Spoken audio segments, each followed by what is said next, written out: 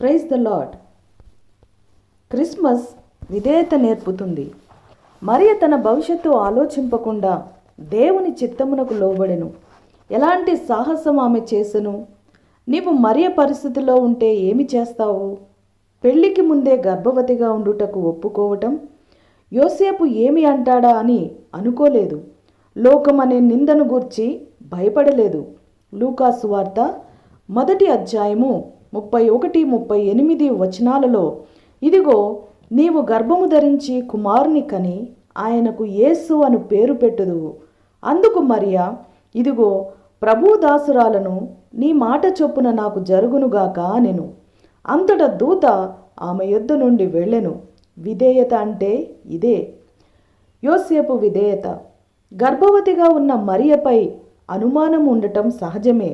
కానీ దేవుని దర్శనమునకు అతడు లోబడెను. మత్తయి సువార్త 1వ అధ్యాయము 19, 20, 24, 25 వచనాలలో, ఆమె భర్త అయిన యోసేపు నీతిమంతుడయ్యుండి ఆమెను అవమానపరచునొల్లక రహస్యముగా ఆమెను విడనాడనుద్దేశించెను. అతడు ఈ సంగతులను గూర్చి ఆలోచించుకొనుచుండగా, ఇదిగో ప్రభుదూత స్వప్నమందు అతనికి ప్రత్యక్షమై, దావీదు కుమారుడవైన యోసేపు, నీ భార్య అయిన మరియను చేర్చుకొనుటకు భయపడకుము. ఆమె గర్భము ధరించినది పరిశుద్ధాత్మ వలన కలిగినది. ఆమె యొక్క కుమారుని కనును. యోసేపు నిద్ర మేలుకొని ప్రభుదూత తనకు ఆజ్ఞాపించిన ప్రకారము చేసి తన భార్యను చేర్చుకొని ఆమె కుమారుని కనువరకు ఆమెను ఎరుగకుండెను. అతడు ఆ కుమారునికి యేసు అను పేరు పెట్టెను. యోసేపు విధేయుడై కష్టమైన ప్రయాణము చేశాడు. మత్తయి సువార్త 2వ అధ్యాయము 14, 15, 19, 20, 21, 23 వచనాలలో, అప్పుడతడు లేచి రాత్రివేళ శిశువును తల్లిని తోడుకొని ఐగుప్తునకు వెళ్ళి, ఐగుప్తులో నుండి నా కుమారుని పిలిచితిని అని ప్రవక్త ద్వారా ప్రభువు సెలవిచ్చిన మాట నెరవేర్చబడినట్లు హేరోదు మరణము వరకు అక్కడ ఉండెను. హేరోదు చనిపోయిన తరువాత, ఇదిగో ప్రభుదూత ఐగుప్తులో యోసేపునకు స్వప్నమందు ప్రత్యక్షమై, నీవు లేచి శిశువును తల్లిని తోడుకొని ఇశ్రాయేలు దేశమునకు వెళ్ళుము. శిశువు ప్రాణము తీయజూచుచుండిన వారు చనిపోయిరని చెప్పెను. అప్పుడతడు లేచి శిశువును తల్లిని తోడుకొని ఇశ్రాయేలు దేశమునకు వచ్చెను. గొర్రెల కాపరుల విధేయత. దూత మాట విని వారు గొర్రెలను విడిచి వెళ్ళారు.